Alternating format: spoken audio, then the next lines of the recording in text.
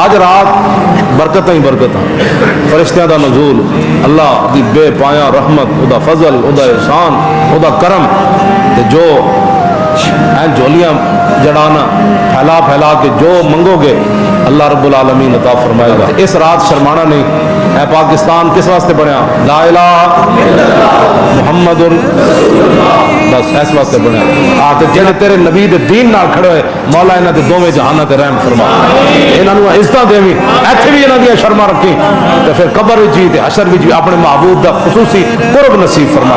اے ہی میری دعا ہے تے میں تنہائی وچ بھی یہی دعاواں منگدا، یا اللہ اپنے نبی دے دین نوں تخت تے مٹیں گے تیرے گناہ سارے، گرچہ ان کے نہ ہوں کنارے، تو اس میں توبہ خدا سے کر، شب قدر شب قدر۔